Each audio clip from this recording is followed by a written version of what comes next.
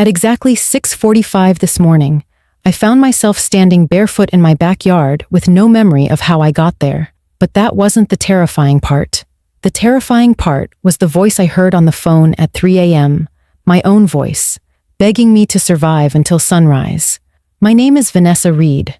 I'm 34 years old, and I teach art at Lincoln High School here in Portland, Oregon. My life is pretty simple. I wake up, teach teenagers about color theory and perspective drawing, grade projects, and go home to my small house on Maple Street. On weekends, I meet my younger sister Brooke for brunch, and most evenings, I FaceTime my dad Richard, who moved to Arizona 3 years ago after my mom died. It's a quiet life. Some people might even call it boring, but I liked it that way. Predictable felt safe. That Tuesday night started like any other. I'd spent the evening organizing art supplies for my Monday morning class. Construction paper, brushes, and bottles of acrylic paint covered my dining table. Around 9, Brooke called me on FaceTime. She's getting married in 6 months, and wedding planning has taken over her entire brain. She was stressed about the seating chart, worried about whether to put our loud cousin Derek next to Aunt Susan or near the back by the DJ booth. "Brooke, you're overthinking this," I told her, laughing at how serious she looked. "Nobody's going to remember where they sat. They're going to remember the food and whether the bar runs out of wine." She rolled her eyes but smiled. We talked for about an hour before saying goodnight around 10:30. I washed my face, brushed my teeth, and climbed into bed. I'm usually a deep sleeper. My phone stays on my nightstand on silent mode because I hate being woken up by random notifications. I can sleep through thunderstorms, car alarms, everything. That's why waking up at 3:17 in the morning felt so wrong. My bedroom was completely dark. No storm, no noise, nothing that should have pulled me out of sleep, but my phone screen was glowing on the floor across the room. I definitely hadn't knocked it off my nightstand. I'm careful about that. I got out of bed and picked it up, squinting at the bright screen. My heart started pounding before my brain could even process what I was seeing. 53 missed calls, all from the same number, my number, not a similar number, not someone trying to prank me with a fake caller ID. My exact phone number had called me 53 times in the past 20 minutes. I scrolled through the call log with shaking hands. Each call was just seconds apart, like someone had been hitting redial over and over, desperate to reach me. My throat felt tight. This didn't make sense. You can't call your own phone. That's not how phones work. And then it rang again. Same number flashing on the screen. I stared at it for 3 rings before I found the courage to answer. "Hello?" The voice that responded made my stomach drop. It was my voice. I know my own voice. I've heard it in videos, in recordings, on voicemails. This was me, but the tone was all wrong. Panicked, breathless, terrified. "Vanessa, listen to me. Don't hang up. You need to stay inside. Lock every door in the house. Don't go near the windows. You'll understand by sunrise. Please, just trust me." "Wait, what? Who is this? How are you?" The line went dead. I sat on my bedroom floor holding my phone, trying to convince myself I was still asleep. This had to be a nightmare. But my call log was right there. 53 missed calls. 1 answered call lasting 42 seconds. The timestamp read 3:19 a.m. My hands wouldn't stop shaking. I opened my text messages and typed quickly to Brooke, "Call me right now. Something weird is happening." Then I sent the same message to my dad. "Before I do anything else, I need to ask you something. If you're watching this video right now, please hit that subscribe button. I share real stories like this one, and I want to know where you're watching from. Drop your city or country in the comments below, because what happened next changed everything I thought I knew about myself." I sat on my bedroom floor staring at my phone, waiting for Brooke or my dad to text me back. Nothing. The house felt different now, like the walls were watching me. I kept replaying that voice in my head. My voice. The panic in it was real. Whoever that was, whatever was happening, they sounded absolutely terrified. I stood up and turned on every single light in my bedroom. The bright overhead light made me feel slightly less crazy, but my heart was still racing. I needed to check the house. The voice told me to lock every door, and even though I didn't understand why, I was going to do it. I walked through my house, turning on lights as I went. Kitchen, living room, bathroom, spare bedroom. Every light switch I could find. I checked the front door first. Locked. The chain was on. I moved to the back door in the kitchen. Also locked. The deadbolt was turned. I checked every window on the first floor. All of them were closed and latched. Nothing looked disturbed. Nothing seemed out of place. My coffee mug from earlier that evening was still sitting in the sink. The art supplies were still scattered across my dining table exactly where I'd left them. Everything was normal. So why did I feel like something was horribly wrong? I caught my reflection in the bathroom mirror as I passed by. Same brown hair pulled into a messy bun. Same tired eyes with dark circles underneath. Same faded cotton pajamas with little stars on them that I'd worn to bed. I looked exactly like myself, but the longer I stared, the more I felt like I was looking at a stranger.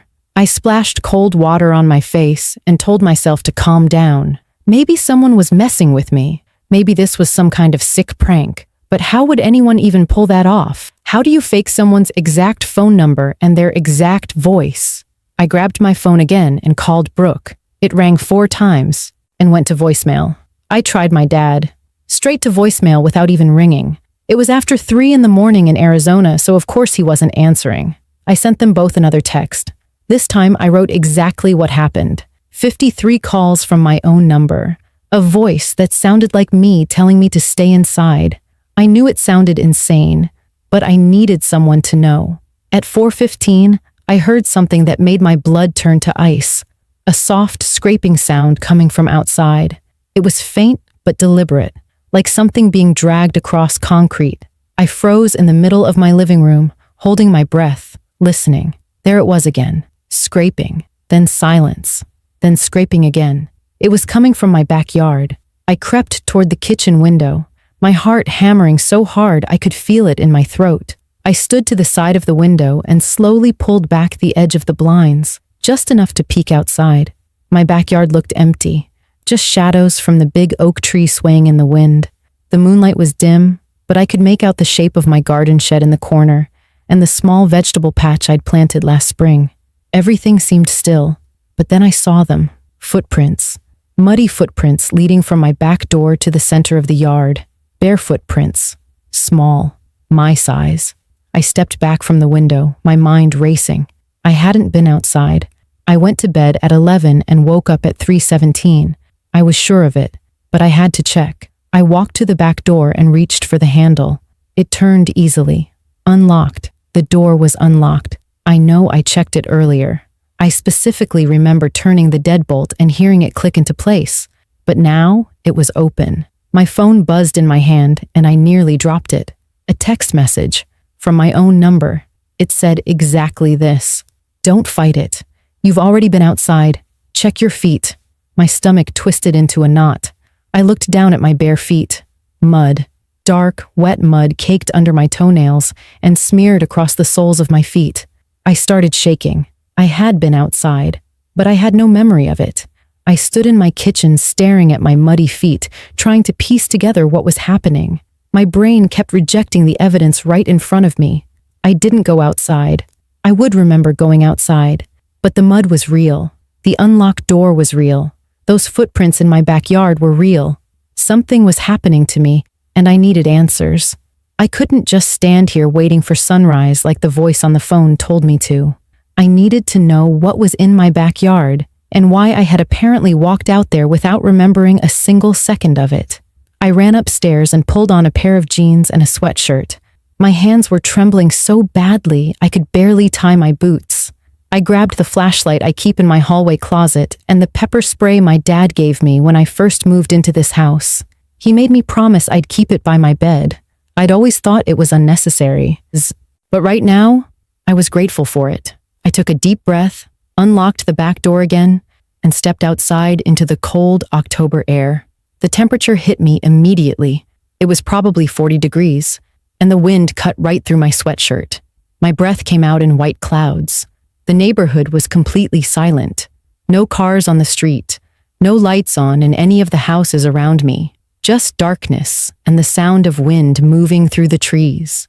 I turned on my flashlight and followed the muddy footprints across my yard. They led straight to the area near my garden shed, where my small vegetable patch had mostly died off for the season. The beam from my flashlight caught something that made me stop cold. The ground looked disturbed. There was a patch of fresh dirt, darker and looser than the soil around it. It looked like something had been buried there recently, or maybe dug up. I knelt down on the cold grass and started brushing away the loose dirt with my hands. The soil was damp and got under my fingernails, mixing with the mud already there. I dug about 6 inches down before my fingers hit something solid. Wood. I cleared away more dirt until I could see the shape of it. A small wooden box, maybe the size of a shoebox, with a brass latch on the front. My heart was pounding so hard I felt dizzy. I pulled the box out of the ground and carried it back inside, leaving a trail of dirt across my kitchen floor. I set the box on my dining table under the bright overhead light and stared at it for a full minute before touching it again. The wood was old and scratched, like it had been buried for a while, but the brass latch was newer. I grabbed a butter knife from my kitchen drawer and used it to pry the latch open. The lid creaked as I lifted it. Inside was a journal, a brown leather journal with pages that looked worn and filled with writing. I picked it up with shaking hands and opened to the first page. The handwriting was mine. I recognized my own messy cursive, the way I loop my Y's and cross my T's. But I had never seen this journal before in my life. The first entry was dated 3 weeks ago. It was a detailed account of my day, what I taught in my classes, what I ate for lunch, a conversation I had with Brooke about her wedding flowers, things I definitely did, but never wrote down anywhere. I flipped through the pages frantically.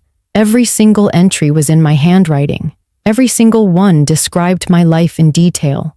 Doctor appointments I'd gone to, groceries I'd bought, thoughts I'd had while driving home from work. It was like reading someone else's diary about my life. I turned to the last entry. It was dated today. The words were messier, like they'd been written in a hurry. My hands shook as I read. If you're reading this, you've already lost hours. It's happening faster now. By tonight, you won't remember who you are. The only way to stop it is to find the source. Check the art room. Locker 47. You hid it there yesterday, but you won't remember. Hurry. I looked at my phone.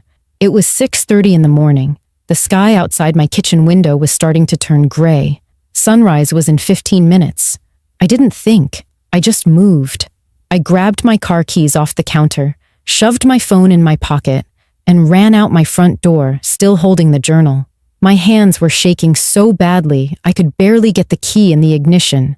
I had maybe 15 minutes before the school staff started arriving, and I needed to get into that art room before anyone saw me.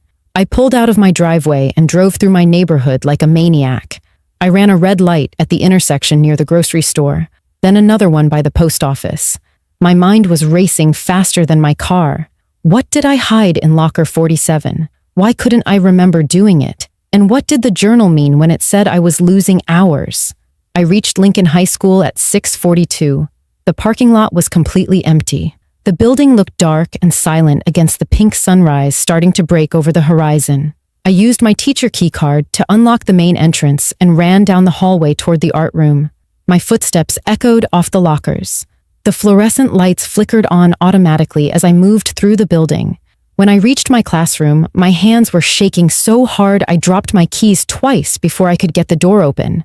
The art room smelled like paint and paper, familiar and comforting, even though nothing else about this morning made sense. I went straight to the storage lockers along the back wall. We use them for old supplies, extra canvas boards, and materials we don't need regular access to. Locker 47 wasn't assigned to any student. It was just storage. I yanked the metal door open and immediately saw that something was different. There was a manila envelope taped to the inside back panel. My name was written across the front in my handwriting. I pulled the envelope down and ripped it open. Inside were papers, hospital papers. I pulled them out under the classroom lights and started reading. It was a discharge form from St. Vincent Medical Center dated 2 months ago, September 15th. My name was printed at the top. Patient, Vanessa Reed. And then I saw the diagnosis line. Acute carbon monoxide poisoning with resulting early onset dissociative fugue disorder. I read it 3 times before the words started to make sense. Carbon monoxide. My furnace. The old furnace in my basement that I kept meaning to get serviced but never did because it seemed fine. It was still heating my house. It wasn't making weird noises. I thought it could wait until winter really hit. The pieces started falling into place so fast I felt sick. The headaches I'd been having for weeks that I blamed on stress. The weird moments where I'd find myself in a room with no memory of walking there. The time I found my car parked at the grocery store when I could have sworn I parked on the other side of the lot. I thought I was just tired. I thought I was overworked. My phone rang and I nearly screamed. Brooke's name flashed on the screen. I answered it. "Vanessa, oh my God, where are you? Dad and I have been trying to reach you all night. We're at your house right now with the fire department." Her voice was panicked and talking fast. "Your carbon monoxide detector went off around 3 this morning.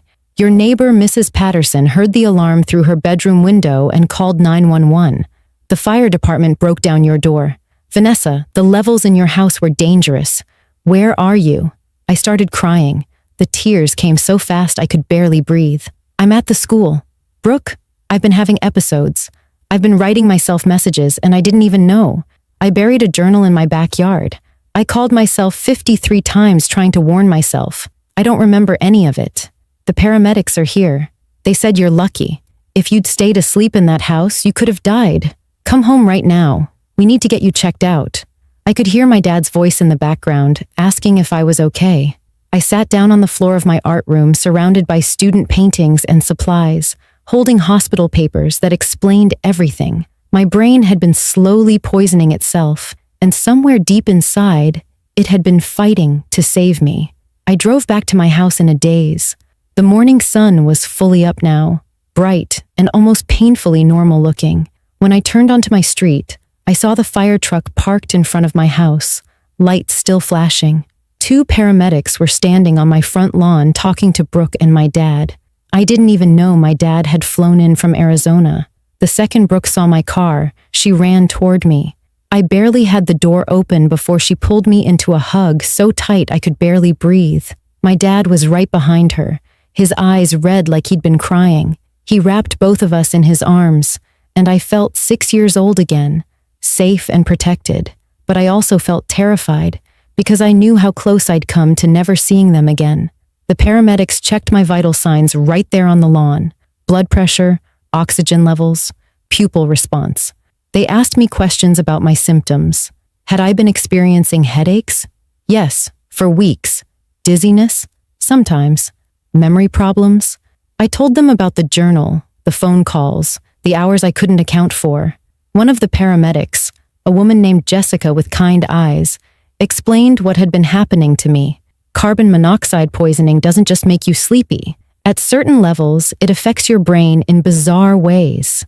It can cause confusion, memory loss, and in some cases, something called a fugue state, where you perform complex actions with no memory of doing them. My brain had been starving for oxygen, and in its confused state, it had been trying desperately to save me. The fire chief showed me the readings they'd taken from inside my house. The carbon monoxide levels in my bedroom were over 200 parts per million. Anything above 150 can cause serious neurological effects. I'd been sleeping in that room every night for who knows how long, breathing in poison. He explained that my furnace had a cracked heat exchanger, something that happens in older units. The crack was letting carbon monoxide leak into my home's ventilation system. My carbon monoxide detector should have gone off weeks ago, but when they checked it, they found the battery was dead. I'd never replaced it after it started chirping months earlier.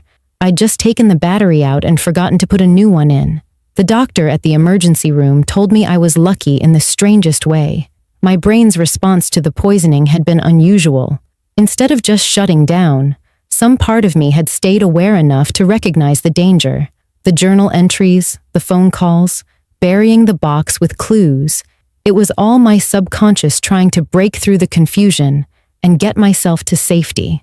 The doctor said she'd never seen anything quite like it. Most people with carbon monoxide poisoning that severe just go to sleep and never wake up. But somehow, I'd fought back. I stayed with Brooke for 2 weeks while my house was professionally cleaned and cleared. The furnace was completely replaced. Every carbon monoxide detector was installed with fresh batteries, and I set phone reminders to check them monthly. I started seeing a therapist named Dr. Lin who specialized in trauma and memory disorders. We talked about the fear of losing time, of not being able to trust my own mind. She told me that what I experienced would take time to process, and she was right. For months afterward, I'd wake up in the middle of the night and check my phone obsessively, making sure I hadn't called myself. I kept a detailed daily log of everything I did, everywhere I went, just to prove to myself that I was present and aware. But here's what still haunts me on quiet nights. I kept that journal. It sits in my nightstand drawer, and sometimes I pull it out and read entries about conversations I have no memory of having. My brain created an entire backup system to document my life because it knew something was wrong. It was screaming at me in the only way it could, and I almost didn't hear it in time. Now I check those carbon monoxide detectors every single week. I never ignore warning signs, no matter how small.